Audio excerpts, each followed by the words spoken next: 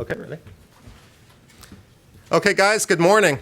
My name's Michael Rubin. I'm a resident scholar here at the American Enterprise Institute, and I'm really happy to have such a broad and diverse panel, both in terms of politics and expertise, here today to basically presage Prime Minister Abadi's visit to Washington. We're looking at Iraq under al-Abadi, bridging sectarian divides, because as we were just talking about offline, when it comes to the Islamic State seems to be the prism in which much of our Iraq policy today is made, but there's so many other issues, as many established Iraqans know, that impact Iraq, impact Iraqi analysis, and so forth. So I'm happy to have here today, to my right, first, Doug Ollivant, who is from the New America Foundation and also works in southern Iraq with Mantid Limited.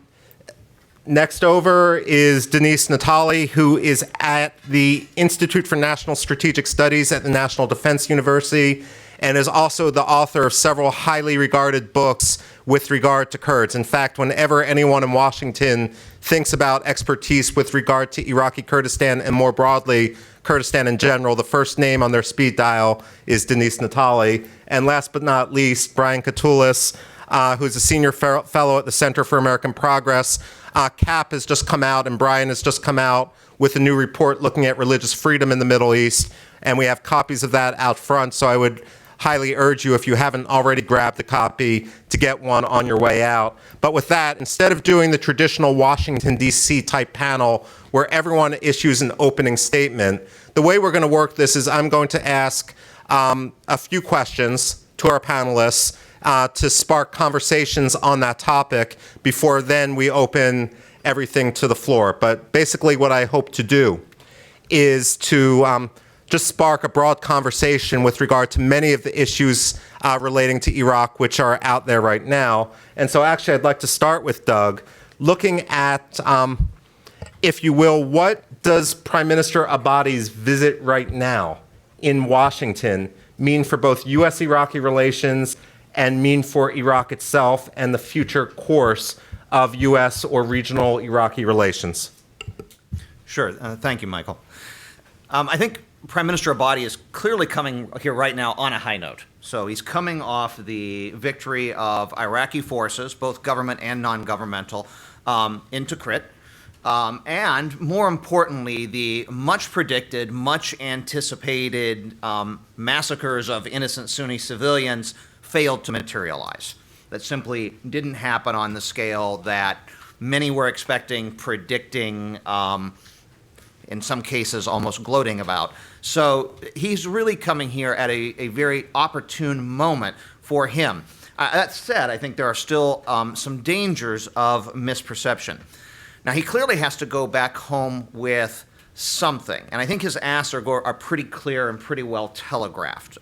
He wants weapons, most notably armed UAVs, and he wants deferred payment terms for those. Those are the tangible things that he's here to get.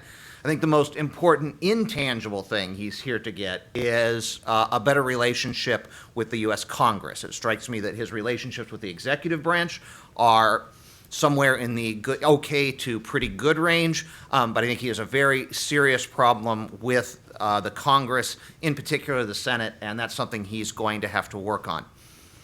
I'm concerned about a few perception problems. I think the ask, particularly from the Congress, back to Abadi in return for weapons, terms, what have you, is going to be some type of concession with regard either to Iraq Sunni or Iraqi federalism or both. And I think we underappreciate how difficult that is for the Prime Minister in terms of Iraqi politics. He may very well want to do this. I think it's an open question whether the Iraqi political system and their democratically elected parliament can absorb either of these two concepts. The Sunnis, from the perception of the other groups in Iraq, are already overrepresented relative to their demography. And let's face it, Iraq is a petrol state. those tend to be centralized. The whole point of a petrostate is you have to be able to pull the resources to the center and then distribute them. So federalism is, at least a strong version of federalism, is clearly in tension. Then there's the question of Iranian influence. And he has a very, very tight line to walk on Iranian influence. It is undeniable that Iranian influence is waxing in Iraq. That's simply a fact.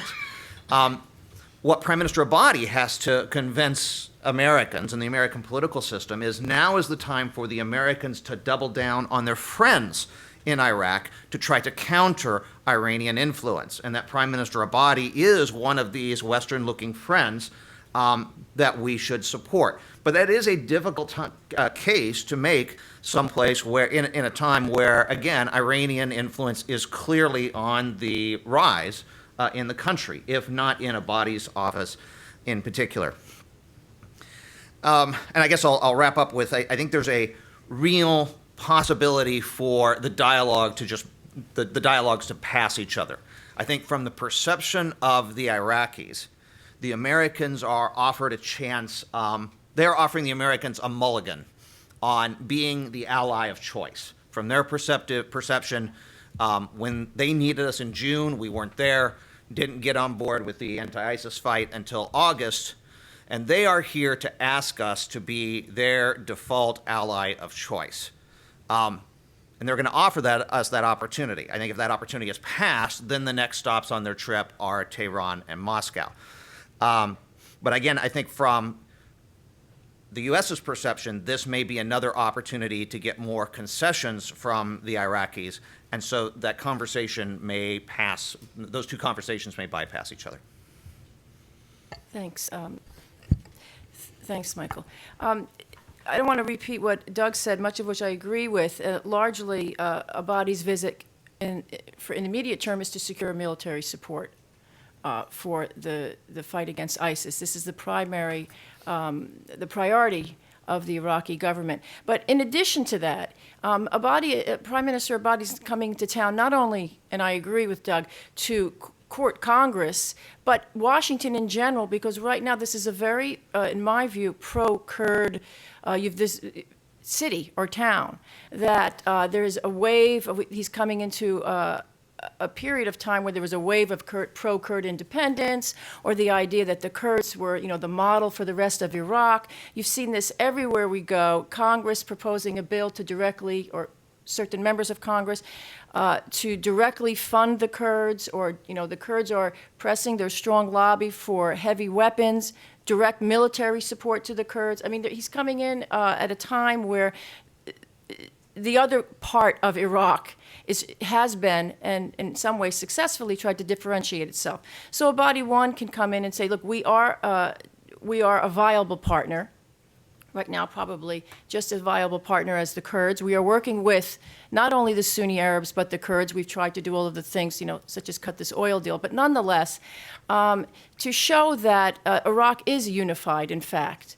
And I would say to counter some of those proposals that some of the Kurdish lobby continues to try to make in Washington, which is why can't the Kurds be independent and they're on their way? And we can discuss more of that later.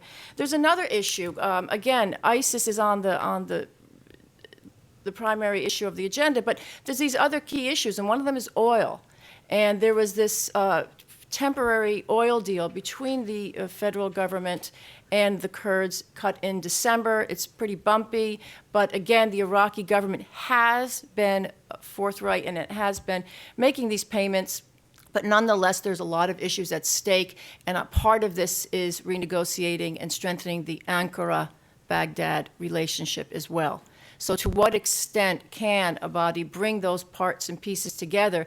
Because there's ISIS, and then there's the other war, and that's the war on oil and revenues. So I think, again, trying to affirm to the United States that its ally, Iraq, is making good on its deals, one of them, the oil issue. Actually, I'd like to jump in here if I can. Sure. We've been talking about both oil and also Abadi's visit. The general question I have for the panel is how long is Haider Abadi's honeymoon going to last? Does it still exist in Washington? does it still exist in Baghdad? And with the price of oil declining precipitously since Al-Abadi took office, what does that actually mean, even if Al-Abadi is of the utmost competence? What does that actually mean? Seldom has a prime minister been dealt such a poor hand at the beginning of his term. So how does he deal with this, and does that impact his visit in Washington? Yeah, if I could add to it, and thank you, Michael, for bringing this together. I think the two things, to answer your question, and the two things I think to look for this week between the U.S. and Iraq will be, first, what was mentioned, a tighter coordination on the anti-ISIL campaign with all of its military components. And then second, I think the administration is geared up to have a very comprehensive discussion, not only with Abadi, but with key members of his team, to talk about that much more comprehensive approach. All of the different pieces of an economic and political strategy, which I think 12 years since the start of the Iraq War, there's a much more mature discussion in this town about seeing these problems as very much interlinked. If you look at where we are today in the middle of April of 2015, 8 months after Abadi came into office, I think there has been some substantial progress. And Michael, you had Doug and I on a panel right after the elections of last year in Iraq, and we were all speculating how long would it take for a government to actually be formed. And there were all of these shocks to the system, including the ISIS blitzkrieg into Mosul. And it took a pretty rapid time to form a somewhat inclusive government with some muscle used by the United States in terms of leverage. Not us going back in with, ground troops and other things, but a very sophisticated political military strategy. So the thing I would emphasize, I think today, and you look at not only a more inclusive government, an oil deal between Erbil and Baghdad signed, some steps towards reform in the security structures, some new training. But I think the thing that's always been lacking in the Obama administration and its predecessor and its approach and engagement to Iraq was actually delivering seriously on the promise of the other components of the relationship, the things that are in the strategic framework agreement, the political cooperation, the economic cooperation. And I will highlight that. I mean, you mentioned the drop in oil prices. Last month, Iraq produced and exported more oil, I think, since 2003, and perhaps in decades. It's up to 3 million barrels per day, but the price of oil has dropped globally. So they're in dire need. They're in an economic crisis. They passed a budget, but at this moment, the blending of these security tools, which I think will probably come, and we'll get more in sync on the anti-ISIS strategy. But the real question I think the governments will be struggling with is, what is this integrated political strategy, political military strategy actually look like? We've seen some successes in Tikrit. I think Tikrit tells us that Iran actually does not have the power that many people think it does. But the strategy, I think, is wholly incomplete unless we think about the full spectrum of things that need to be done by this Iraqi government. Before Doug talks, I want to just use my prerogative as the moderator to eat crow.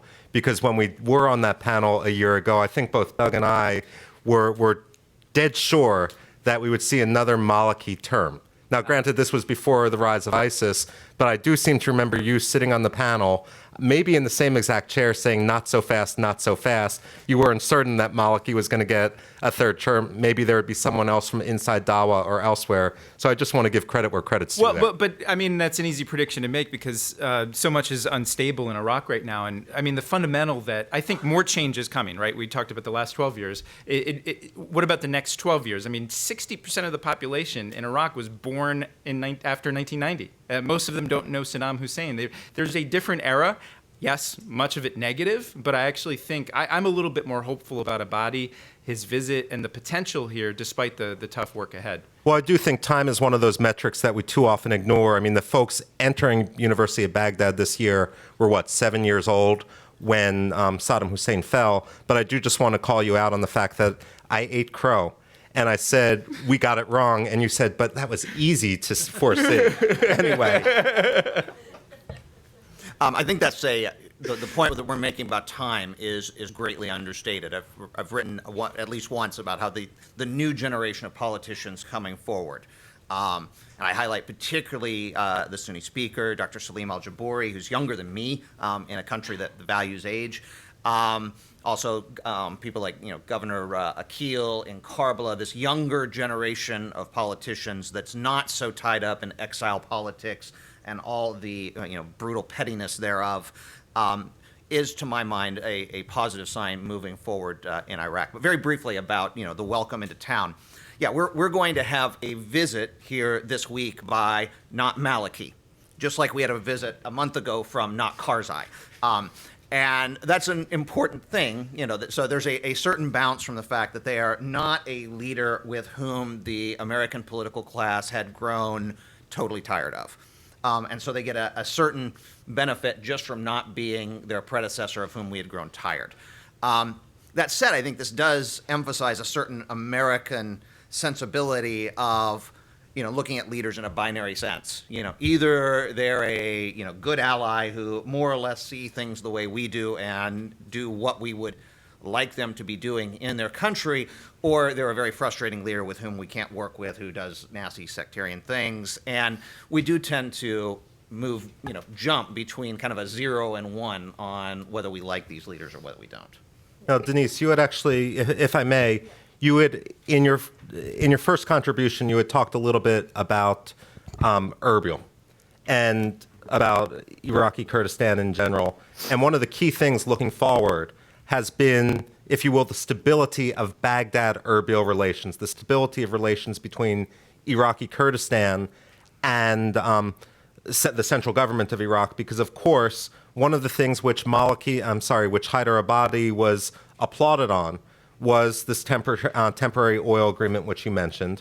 At the same time, the fight against the Islamic State has overshadowed some of the other persistent problems which have existed between Iraqi Kurdistan and Baghdad. So I didn't know whether you had anything to add with regard to the stability between those two. Sure.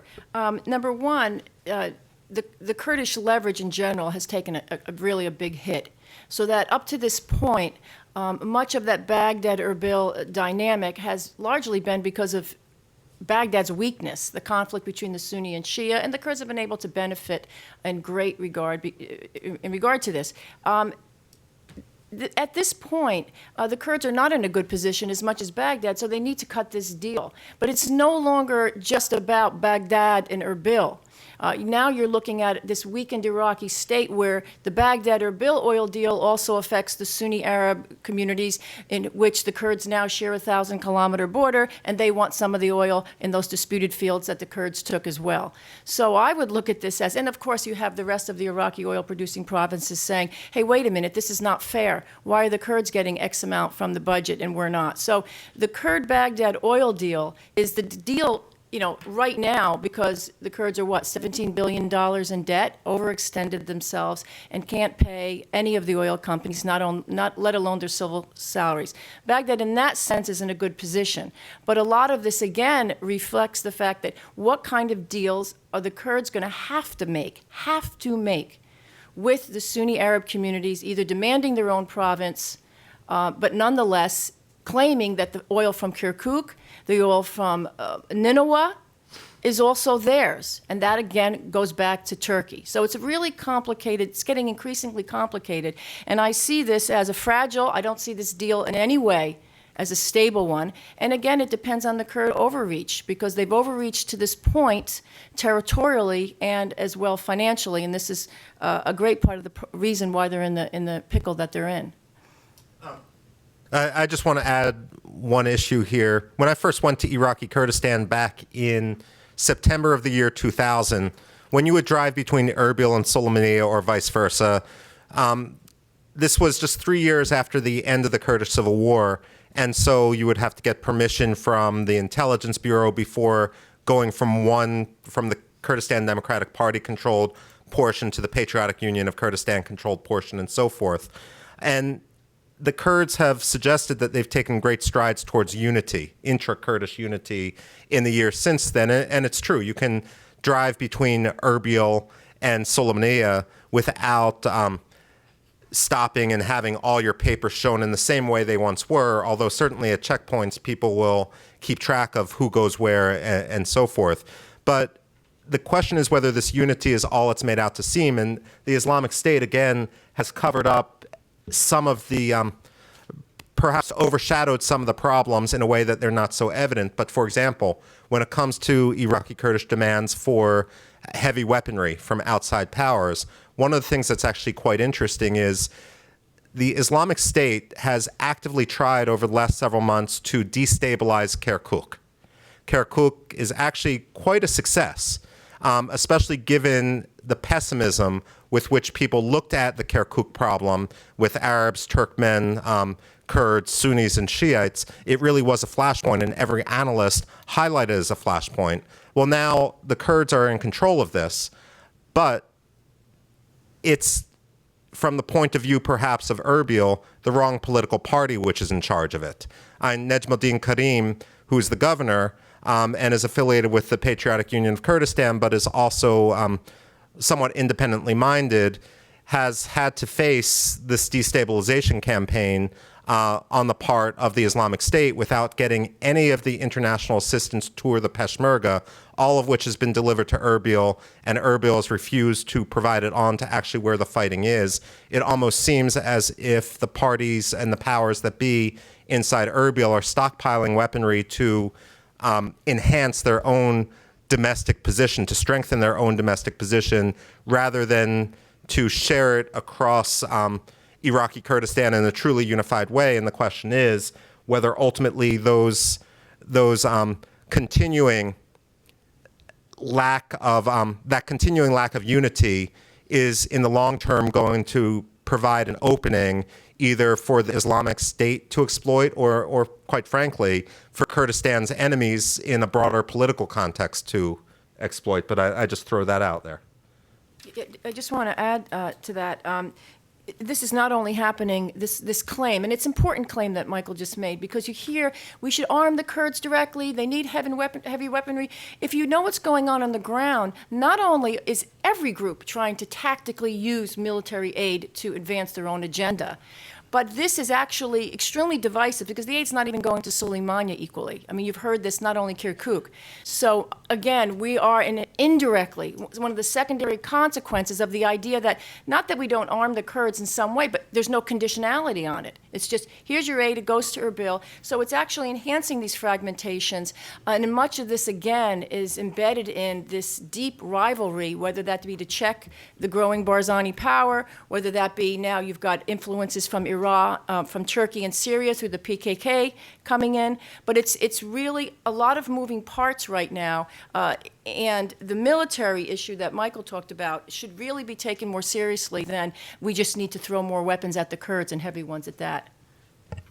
I think we bring up a good point here. Clearly, in 2003, when Saddam Hussein was overthrown, Iraqi Kurdistan was the most liberal, the most democratically minded piece of the country. But I think in some ways, given their insistence on closed list elections, and those infrequently, they've in some ways been frozen in amber, their political system. Whereas in the South, as I see these younger leaders coming up through open list elections, often pushed to the top of the list over the head of party bosses, gaining democratic legitimacy, being, again, pushed ahead of party favorites by their own personal votes. And that's an extremely encouraging trend that I see in the South that's bringing up some of this younger leadership that I've been talking about. And I think that Kurdistan in the near future may have to deal with a very real perception that it's not the most democratic part of the country anymore, and that the South and the center are producing younger, more legitimate leadership where the Kurdish institutions are still frozen in 2003. If I could add, Michael's point and Denise's comment points to a wider challenge we have in Iraq right now, which is in the context of trying to absorb the shock of ISIS and then push back against it, making sure that the tools that outsiders, the United States and others, does not accelerate the fragmentation of the state itself. And that's why I think what we just saw in Tikrit is a very interesting test case. What we saw, I think, this last weekend in Anbar, and an ongoing negotiation of we're not going to just fight battles for purely sectarian forces. And bringing it back to the question of Abadi's visit here, I think that's central, is will there be a unified national response from the Iraqis, and can we deftly use our tools to make sure that we're not contributing to the fragmentation of the state? In some ways, I mean, Iraq, when you compare it to what's going on in the rest of the Middle East, there's a lot to work with because we know a lot about the country now, more than a decade into it. There are more or less cohesive different factions that we can discern and try to figure out how we can use that leverage. And again, I think we've seen some success, some decent progress on the battlefield in certain places against ISIS. But to me, that's not the centerpiece of the struggle. The centerpiece of the struggle is the hard part of, does this produce sustainable stability? Does it actually reintegrate communities that were feeling disaffected and had tilted in a certain way against the Iraqi state? And that, to me, is a longer-term struggle. It's one, when you add onto it the coalition that the United States has led and built with more than 60 countries offering some form of support, you've got a very sort of complicated strategy of making sure we're not doing it all, encouraging the right sort of actors who want to work with other partners, and also doing it in a way that not only eliminates security threats, but also keeps an eye on the first thing I'd said about those economic fundamentals, the fundamentals of whether basic rights of Iraqis will be respected in the aftermath of any sort of operation like in Tikrit or in Anbar or a future possible operation in Mosul. Well, I'm actually going to get back to Brian in a few minutes with regard to some of the regional issues, but you bring up a few points which I'd like to explore a little bit more with the panel. When I was in southern Iraq, when I was in Karbala this past fall, I was actually staying at a compound which also hosted some training for the Shiite volunteers who had answered Grand Ayatollah Sistani's call.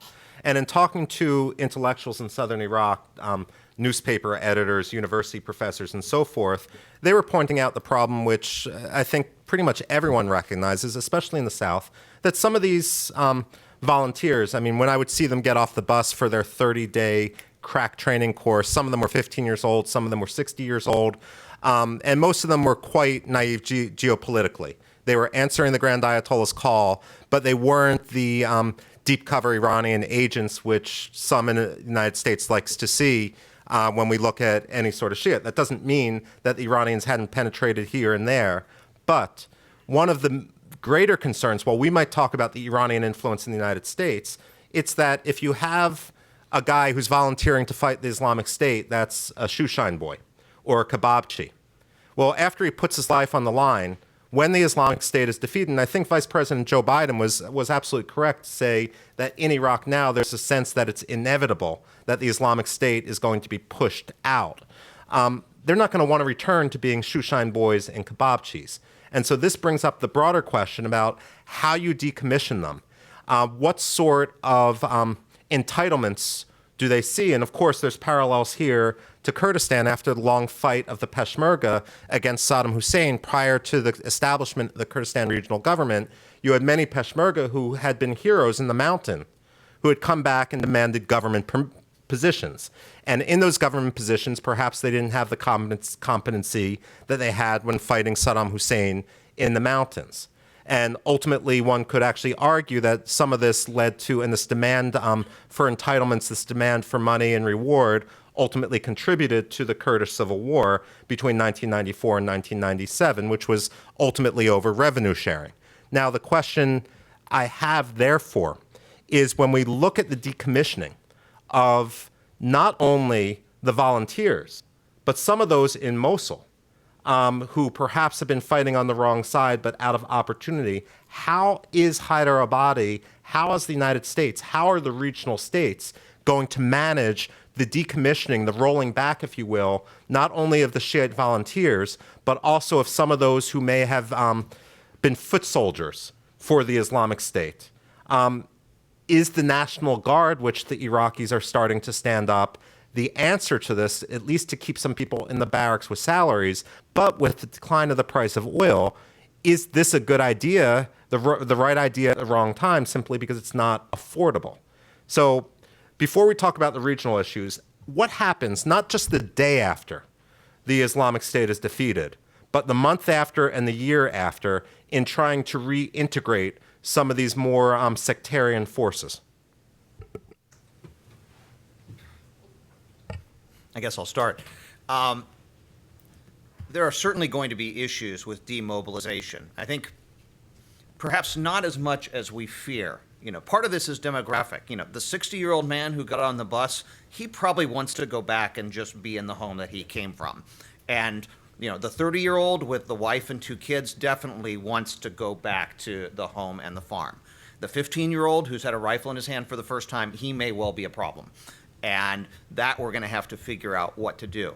I've written publicly about my concerns about the Shia militias. One, I think the virulence is real, but it's overstated. Talking to an Iraqi Hezbollah leader who wants to talk about shooting American planes out of the sky makes for very, very good. That's a very nice quote to lead off your story with. But he's not representative of the mass of the Shia militias. Yes, there's a small group that is extremely Iranian influenced. Iraqi Hezbollah is a Iranian proxy, full stop. They're a designated terrorist group. They're also a very, very, very small percentage of the larger militias, and a large number of which are, like the ones you saw, actually affiliated with the shrines, directly affiliated with Sistani, and, if anything, perhaps a buttress against Iranian influence. So there's a wide range in the militias. I think the bulk of them will want to go home. The young men will always be a problem, and you have to figure out what to do with them. And there is going to have to be a plan of how you demobilize, 16-year-olds who've experienced a sense of glory, a sense of power, a sense of belonging, while part of these militias that they've never experienced before, and that it's going to be very hard to find a way to let them experience again. So that's always a problem. But I think we're ignoring the main problem with the Shia militias. My concern is much less that these militias are going to stay in existence after Daesh is thrown out of the country. I share the optimism that is inevitable. It's a 1 to 2 year project, but I think their ejection from Iraq as an organized force is largely inevitable at this point. So the question of what you do with them on the backside, I think they will largely disappear. My concern is not that there's going to be these standing militias that bring about the Hezbollahization of Iraq, as some have indicated, but that in the aftermath, when we start looking at the provincial elections of 2017 and the national elections of 2018, that the Iranian-influenced parties may be the ones who are seen by their citizens as having led the efforts to throw Daesh out of the country. And so in the Shia majority blocks in the south, instead of having Dawa, state of law, ISKI, more or less Western-looking parties, or at least parties with a significant Western-looking component, leading the coalition and providing the prime minister, we could in 2018 be dealing with a broader AAH coalition that's pulling together that is forming the government, and that would be deeply disturbing from our point of view, particularly since it would be democratically legitimate. Yeah, I want to just make a couple of points. Much of the ISIS battles are occurring in an area called the disputed territories, which again, when you look at the anti-ISIS campaign, this has also been superimposed over pre-existing conflicts. They largely have been between the Kurds and the Iraqi government, minority groups, Sunni groups in these areas. So these militia, as Doug has mentioned, there's the issue of, what do you do with them later? But most of them aren't going to leave the disputed territories. You've heard different Kurdish groups say, look, the Shia militia were absolutely essential, and Iran, into expelling ISIS from some of these areas, Diyala, Kirkuk. However, now these militia are there and they're remaining. And this is going to be the ISIS battle, and who is going to get these territories and who is going to secure them, number one. And this dispute's been going on for a very long time. And it's going to happen with the Kurd and the Sunni and some of these minority groups. You've got Shabak militia, Assyrian militia, Turkmen militia, Yazidi militia, and the PKK in the middle of this. How do you integrate these different militia into an Iraqi security force? That would be it's still a demanding question. And and another issue is, again, the idea of general amnesty. When we're talking about what do you do with these territories after? How do you get people back? You had people that were living next to each other for decades have engaged in killing each other. In some of these areas, a lot of the focus has been on the Shia militia, but I hate to bring the bad news that the Kurdish Peshmerga are not, angels, so that they have been actually undermining many of the strategic objectives that we have been engaged in, which is assuaging Sunni Arab grievances. How? Preventing the Sunni Arabs from going back into these territories. I'm not making this up. It's in a human rights report just published. Putting Sunni Arabs in detention camps. Not allowing certain Sunni Arabs to go back to these areas in the territories. So again, I see this really as a messy area that the Peshmerga, which I know there's a wonderful campaign out, the world's new hope, I saw this, the Kurdish Peshmerga, but it's going to be, again, an issue of which militia are going to be in which area. One of my friends on the Kirkuk Council just told me, you've got an Iraq full of militia, so there's 4 different groups. In one part of Kirkuk, the Kurds have it. In another part, the Kurds are working with the Shia militia. In another part, it's with just ISIS. So you're going to have to decide how are these territories going to be, or the Iraqis are, going to be secured, and who is going to make claims to them. If either group, the Kurds or the Sunni Arabs, make a unilateral decision that this is just part of their territory, I see this really as a source of future conflict.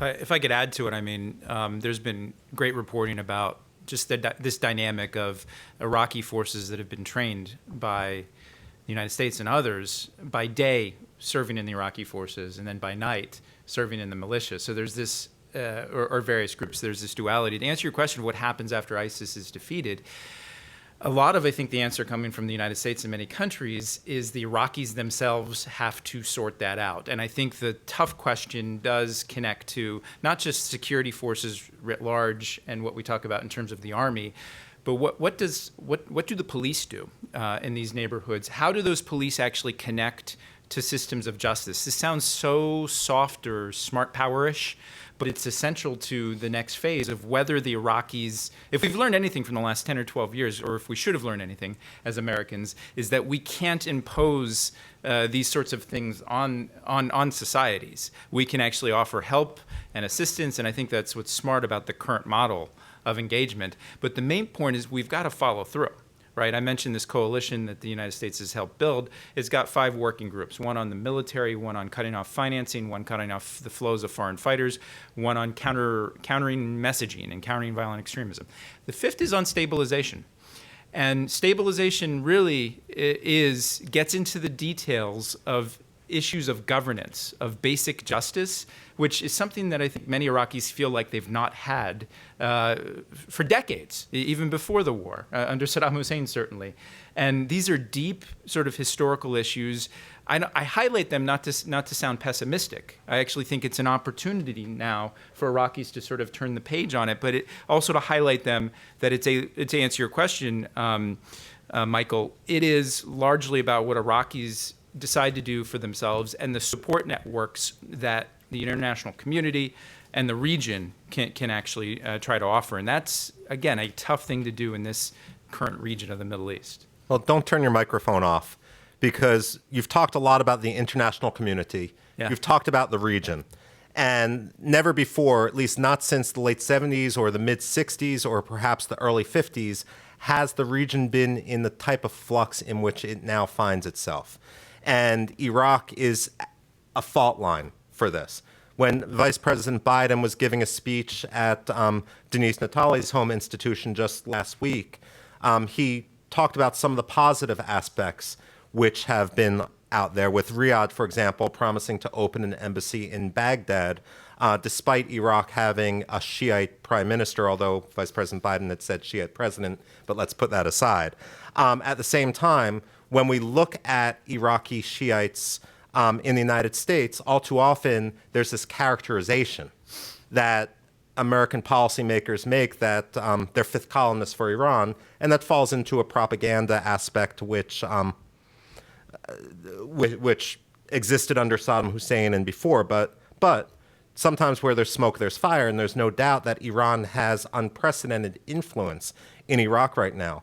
Is Iraq destined to become, for example, as it tries to have relations with both Tehran and Washington, is it destined to become Finland with just a lot less alcohol and a lot more violence? Or does it fit into the regional context in some other way? I mean, American policymakers, and this frustrates all of us involved in international relations, tend to navel gaze quite a bit. But we're not the only players in the sandbox. When we talked about the idea after the rise of ISIS, after the Kurdish Peshmerga moved in and consolidated control over a great deal of Kirkuk city, and there was all this discussion about whether the Kurds would go independent, and it wasn't the Americans who really laid down the red line. It was Iran's deputy foreign minister who laid down the red line that he would not tolerate, Iran would not tolerate Kurdish separatism, because the Iranians, of course, were afraid of the precedent there. So I could rabbit on forever, but I'm curious about your thoughts as a regional expert on this. And I do also want to call attention to the work of the Center for American Progress with regard to Turkey and the Kurds, and some of the reporting they've issued over the last year or two. But with that, I turn the mic over. Great, thank you. Look, when I first went to Iraq in 2003, there were a lot of things. I was against the war. I thought it was a big mistake. Still think it is and has been for U.S. interests. But that's an old story. But essentially, U.S. policy moved from a strategy of dual containment of Iraq and Iran to something that was not as clearly and pragmatically defined. But we are where we are, and I think we move forward. And the thing that struck me when I first went in 2003 was the force of Iraqi nationalism when I went around the whole country, and when I've gone back, that still remains strong. I think the Arab-Kurdish division is an interesting dynamic, but by and large, despite sort of the sectarian splits, and there is sectarianism, there's no denying it, but I think analysts make a mistake when they simply ascribe everything that's going on inside of Iraq to a sectarian fight.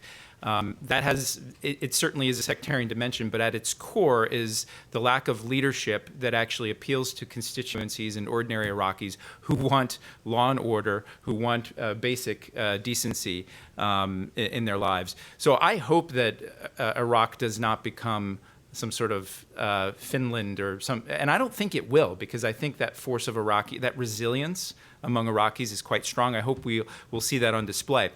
You know, one thing we forgot to mention, when Prime Minister al-Abadi comes here this week, Congress, certainly he'll want to influence them, and he's going to go talk to them. But I think the big event that Congress is looking at this week is legislation related to the Iran nuclear negotiations. And I'll note, I think it's kind of ironic, we're talking a lot about the anti-ISIS campaign. This is a Congress that actually has not had its say on, and has not taken a vote on an anti-ISIS campaign that is now 9 months into it. So it seems to have given sort of carte blanche to the administration about what it wants to do when it comes to military tools and other aspects of it. Yet it's a Congress that wants to constrain a lot of the unfinished diplomacy with Iran. Last point on the region, I'll connect Iraq to it, is certainly the Middle East in 2015 is tearing itself apart in many places. It's an obvious statement when you look at Yemen today, you look at Libya, and when one looks at Iraq. But I think, again, one thing I said earlier, I think there's more hopeful signs. As ugly as Iraq has been, I think the trajectory of where things could go, if, again, there's a unified national response. If the tools that are provided by the U.S. and others to encourage not only a unified national Iraqi response, but also to look at the challenges of ISIS as not only a military threat, but the political dimension of this, the fact that it exists and was created in large part because of these tensions inside of the society. So I do think that at a time when the Middle East is tearing itself apart, the notion that we're using the U.S., its tools, if we do it in the right way, to get all sorts of constituencies in Iraq to work together to try to unify and make Iraq more functional, it could be helpful in the long run. I actually think it has a lot of assets that other countries don't, that Yemen simply does not. And it's difficult to execute. It won't be resolved by the time President Obama has left office, and whomever follows him, I think the U.S. has to sort of have this strategy of, again, it's not all about us or whether we put ground troops or not. It's really trying to definitely understand this society that's been traumatized. How do you navigate these political currents to achieve some sense of stability, to help that society achieve some sense of stability and decency for its own people? I just want to make a comment. I fully agree with Brian with this idea that over-determining the sectarian differences, because Iraqi nationalism is strong. Now, if Prime Minister al-Abadi can, and this is what some of my Sunni Arab colleagues say, that his priority after ISIS is to bridge and bring at least part of the Sunni-Shia and, the Sunni Arab and Shia Arab communities together as Iraqis. This won't be particularly good for the Kurds, who don't have this strong sense of Iraqi identity, but nonetheless, it would be good for the Iraqi state. But going back to some of the regional influences, what has happened over the last 6 months, in addition to Iran, yes, having its influence because they share a border with the Iranians, the Kurds have to deal with the Iranians, that's the way that it is. But Turkey's influence in Iraq, particularly in the northern areas, is unprecedented as well. I would say over the last 7 months, due to, in part, some of this oil gamble between Erbil and Ankara, that the Kurds are now a client state of Turkey nonetheless. That this is the KRG's only export route out, that they have tried to circumvent Baghdad unsuccessfully. Ankara billions, couple 100,000 barrels of oil is in Ankara's ports, that Ankara at this point can have its cake and eat it too. It has more oil coming out of the northern corridor than it's ever had, and has the Kurds, I hate to be crass, but in its pocket in some ways. So you're going to likely see Turkish influence, but again, also working with a certain part of the Sunni Arab community, and that is the Nujafi family in the Mosul area. So that dynamic is something to look at. Can Turkey actually be, or President Erdogan, be helpful in this or a spoiler? That is to say, bridging the Sunni-Shia divide in Iraq, or trying again to continue to create this Sunni sphere of influence that he's been trying to do over the last year that didn't necessarily work because there is a deep Kurd Arab ethnic identity issue that's still there. Oh, I'm not, I'll differ a little bit with you just because I'm not sure if anyone makes their alliance with the Nujafi family. I agree. After the, I know. I agree with you. After the Nujafi family have taken certainly some hits, especially with regard to the loss of Mosul. So, okay, we agree on that. They're just trying to do it. And one aspect which is out there, which isn't discussed enough in the United States, but does show some silver lining about different sides, especially in the religious camps, pulling back from the brink is the quiet dialogue which is established between Al-Azhar and Najaf with regard to some of the key issues. And that's being done not on a political level, but a religious level. And whatever we want to say about President Sisi in Egypt, it seems that he has been remarkable in trying to spark this dialogue as well. But we could talk about this just because we all love talking about Iraq on this panel for the next half hour or so, but we only have 25 minutes left in the panel. So what I'd like to do is open the panel to questions from the floor. And for those of you that haven't been to AEI events, my rules as moderator are you can ask as many questions as you want, but we're only going to answer the first one. And on top of which, try to keep your question concise so that we can have as much banter and back and forth as we've had on the panel. Thank you. And wait for the microphone. Questions? Yes, in front, please. And state your name and affiliation. Hi, my name is Li Yang. I should try to be a world citizen if possible. I think we discussed all those sectarian and migration, and from way back to the Iraq war beginning in 2003 or even before that, there's the talk is about Iraqi Saddam Hussein want to discuss, want to debate, but U.S. will not debate. And I'm thinking that religions maybe have some migration. We think about religions can go from the Iraq area to East Asian area. So I just wonder if this type of migration, or as Mr. Khaturi is saying about for the general public interest, rather than shift around like war strategy or the discussion. I just can we explore from the real deep inside people's heart and how do they migrate from one area to another rather than say after the fact you use as an excuse for war. Okay, thank you. I'll just take this very briefly. I mean, certainly I'm not sure whether there was any shortage of debate, both before the war and when it comes to internally displaced people. I think the panel would certainly agree with you that ultimately that has become a major question, a major concern. And you also brought in looking towards East Asia, and certainly this is also an issue completely separately, which I certainly hear in southern Iraq, and I presume Doug does as well. In Basra, for example, whether the alternative to Iranian business is simply Chinese or Russian, or whether you can get Italian, American, and others in there as well. But are there other questions? Yes, in the back, please. Please identify yourself and ask your question. Yes, Pat Span, just myself. And, it's been almost 100 years since they carved up the Ottoman Empire. And I 4 or 5 generations of people have not seemed to want to assimilate. And I guess my question is, what do you think the future of these artificially drawn boundaries are? Are we finally seeing a reorganization of international boundaries that probably should have occurred in the 20s and 30s and didn't? I'm actually going to throw this question to Brian. I do remember that Bernard Lewis, the emeritus professor of history at Princeton University, had said when you look at the Middle East, all you have to do is look at a map, and wherever you see a straight line, that's an artificial country. Of course, there are countries there like Iran, which are not countries of straight lines. But with that, when it comes to reordering the Middle East, and this is something that the Islamic State has brought up, especially almost 100 years after Sykes-Picot. Do you want to address this, Brian? Sure, Pat. I don't know the answer to your question, because I think any honest analyst of the Middle East who's watching the region has been there for a long period of time. As I said, the region is tearing itself apart, and the implications of that, I think, are very difficult. I think the one point I made about the Iraqi nationalism and the sense of it being pretty cohesive, that these state systems, because they've been in place for 100 years, they're hard to actually tear down. You had this superficial, symbolic video of the border going down last summer.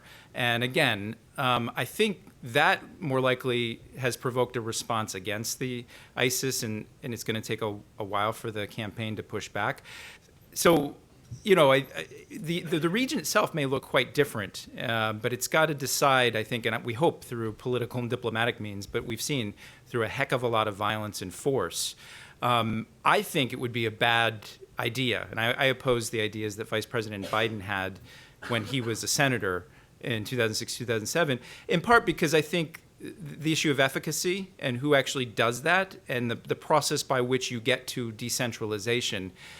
So the map of the Middle East may actually remake itself. Iraq, we'll see, but it all depends on sort of current relations between the different centers of power and how they mediate that. They're largely doing it through violence. Now they're doing it, I think, in parts of Iraq with what these discussions between Erbil and Baghdad are about, are just opening rounds of how do you define the contours of this. So my main response would be, the Middle East is going to actually have to determine that. Many people said this about Lebanon for 15 or 20 years.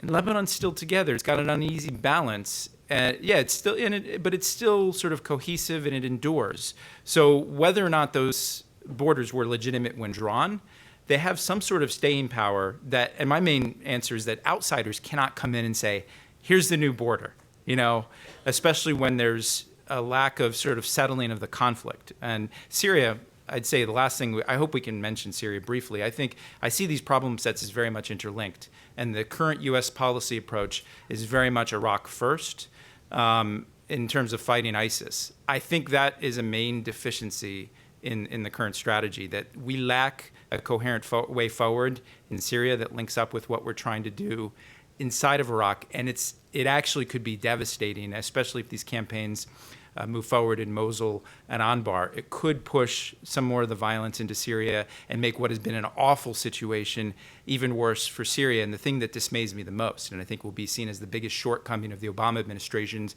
Middle East approach, has been its reaction to what has gone on in Syria, yet without much of a clear way forward. I'm actually going to jump in on this question, if I may. Certainly there's artificial borders, but even if the states have only existed for the last century or so forth, oftentimes there's identities that predate that. For example, many people say Iraq was an artificial country put together from 3 Ottoman provinces.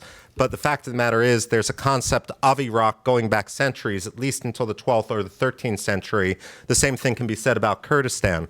Just because there are no internationally agreed upon borders for Kurdistan doesn't mean that a Kurdistan doesn't exist. And for that matter, the same thing can be said about Palestine. Just because the international community doesn't agree on borders for Palestine doesn't mean that there isn't Palestinian nationalism.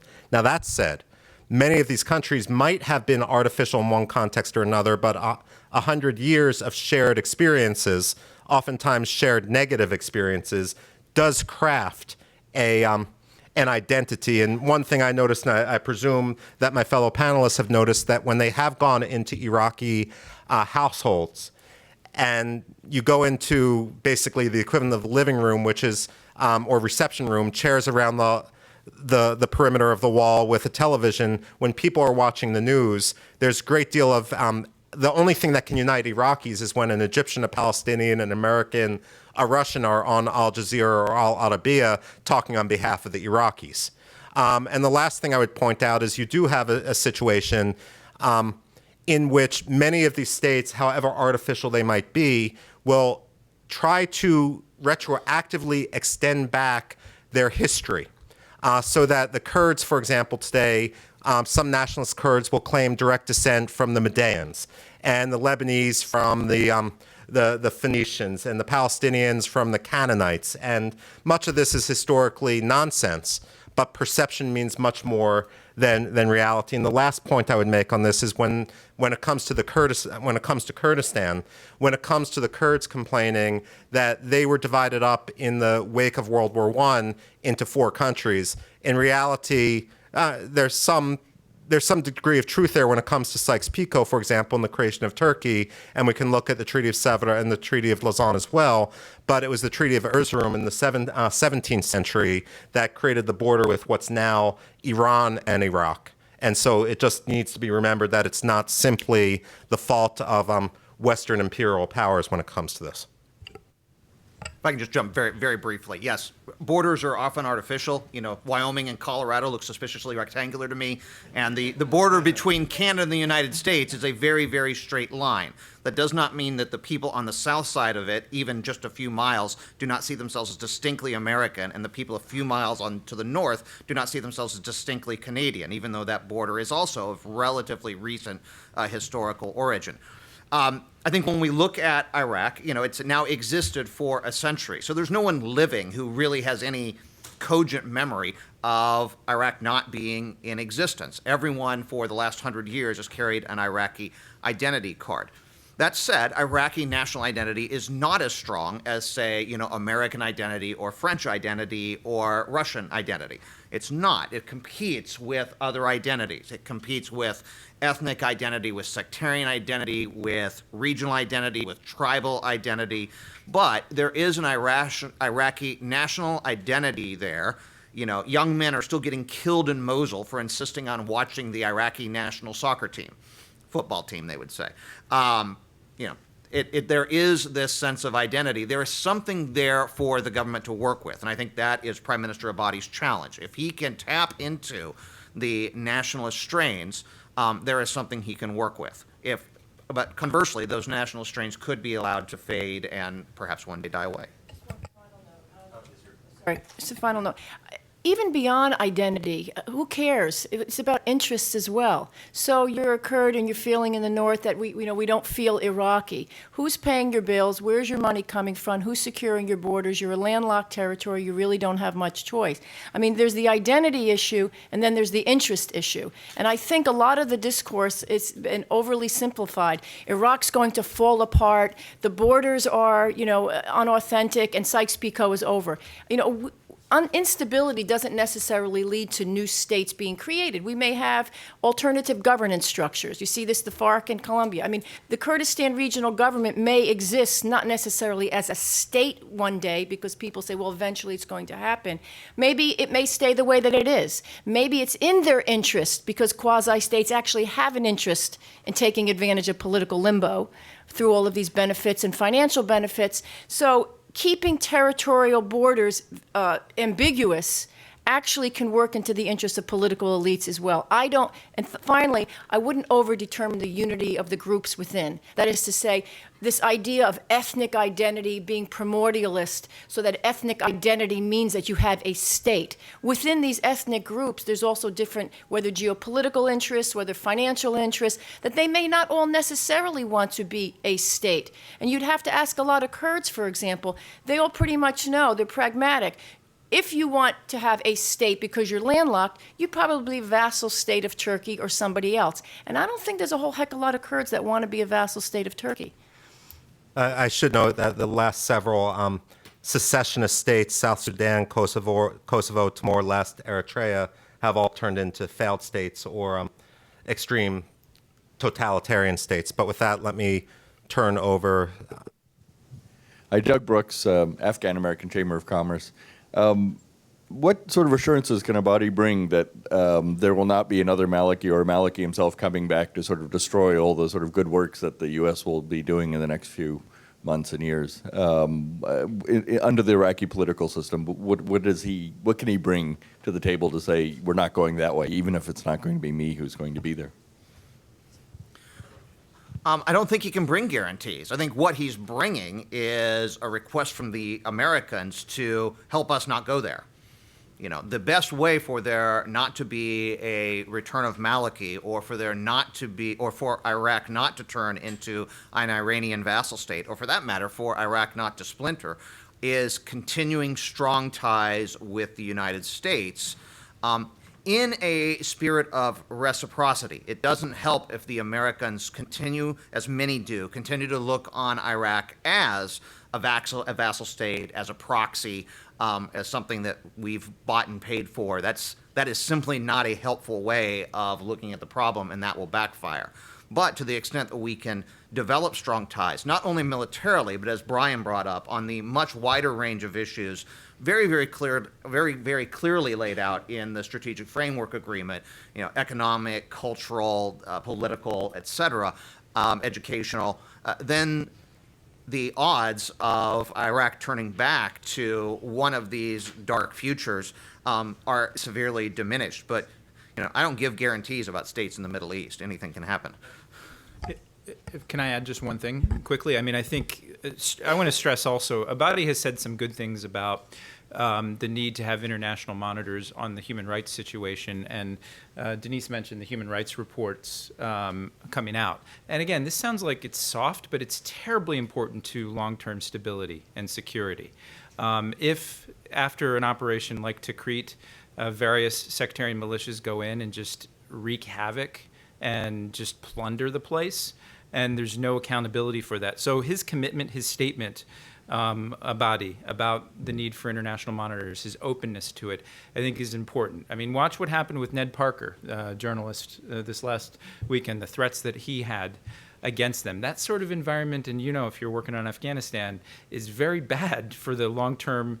Again, it sounds soft, but it's not. It cuts to the core. And again, it's why also, I hope you have a chance to look at this report we put out on the Christians in the Middle East writ large. Not because I'm concerned solely about them. I'm from a progressive institution. I want people to feel like if they're in a country, they're not going to be killed or run out because they believe a certain thing or they were born sort of within a certain group. But the main point I wanted to add there was just those things that al-Abadi said about protection for human rights. It sounds wholly unrealistic in the current context of Iraq, especially with ISIS doing what it's doing. But I actually keeping that as part of the equation, I think, is essential for the long-term stability of the country. I just feel I need to add to Brian because he said that Center for American Progress is a progressive organization, therefore doesn't believe in ethnic cleansing. Even though AEI doesn't take institutional positions, I feel that I'm on safe ground to say AEI stands firmly against genocide and ethnic cleansing. And with that, the next question. Good. Hi, my name's Josh Tryon. I'm with Union College. Could you tell me the ways that a potential Iranian nuclear deal could influence Iraq?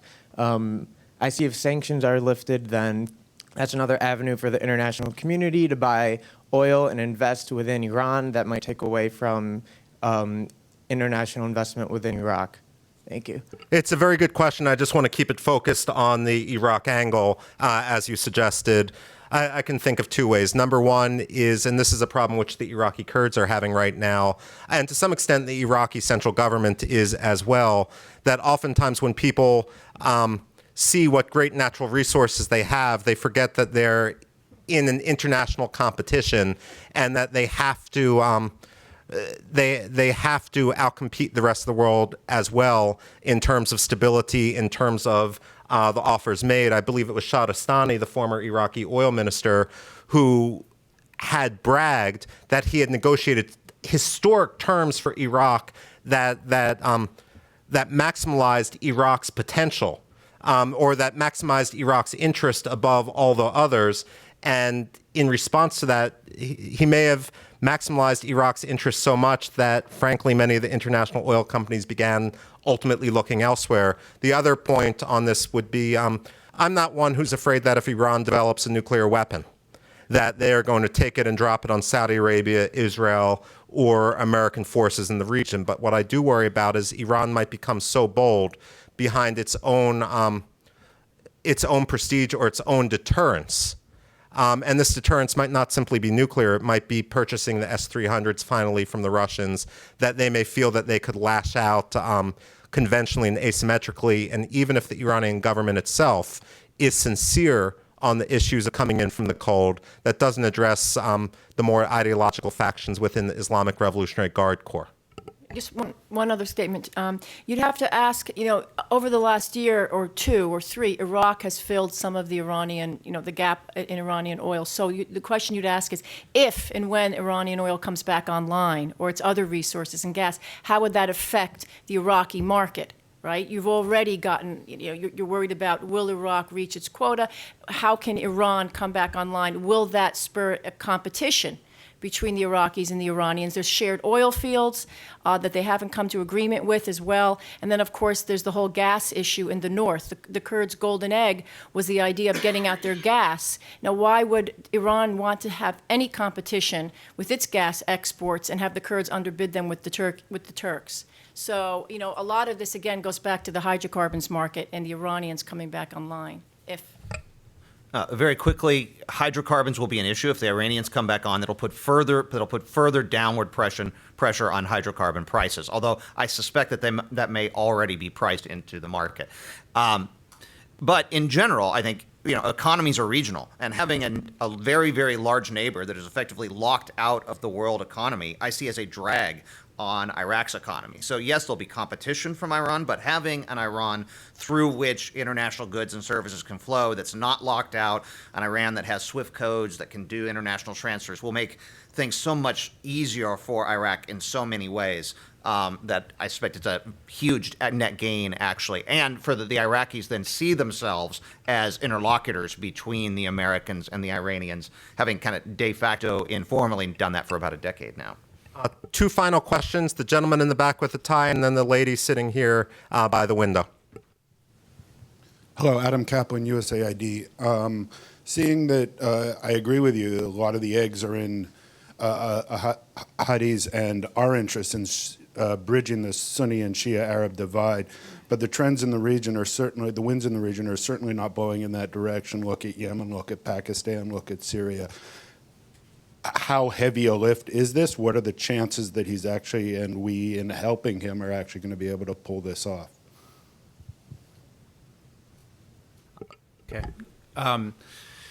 Look, it's a tough fight. And if you look at what Maliki, his predecessor, is saying and how he's laying in wait until 2018, and this connects with something Doug just said, you don't know. And that's why I think it's essential what you're doing, what the Iraqi government and the Obama administration is trying to do this week is a fundamental test. If we can get this right and they can actually not only demonstrate progress in terms of shifting the momentum against ISIS militarily, but then actually all of those things for years we've talked about. But if this has been a focusing moment, that plus the shock of the drop in oil prices and what that's doing to Iraq's budget, to me that produces some incentive for people to think a little bit more broadly about all of those pieces. But, I wouldn't bet on it because you look at I would bet on it. I would say we need to, do our best here, but I think understand that the possibilities, given that there are huge tectonic plates shifting in the region right now, that we need success. And I think this is one of the places, again, when I look at Yemen or Libya comparatively, there's more to work here. Just so I could say, Michael and I, Michael, you've said a few things about me and the Center for American Progress. What I love about Michael is he often brings people from the right and left, from red and blue, and gets us in this nice, warm purple space where everybody's talking and we're actually trying to solve problems. And it's genuine. I mean, we've had our differences, but I think the tenor of the debate on Iraq, I hope, has become less rancorous and more about solving problems. And that's why I've appreciated coming here multiple times and then having Michael over at CAP. And I'm tempted that Saturday Night Live skit Jane you, but we won't go there. At any rate, just very briefly to answer your question before we go to the final question, I think one of the things we can all agree on, and I share your pessimism, if you like. I always define myself as a foreign policy pessimist in that I focus on the problems. I don't see myself as a defeatist because I want to overcome those problems, but we can't afford to wear the rosy-colored glasses.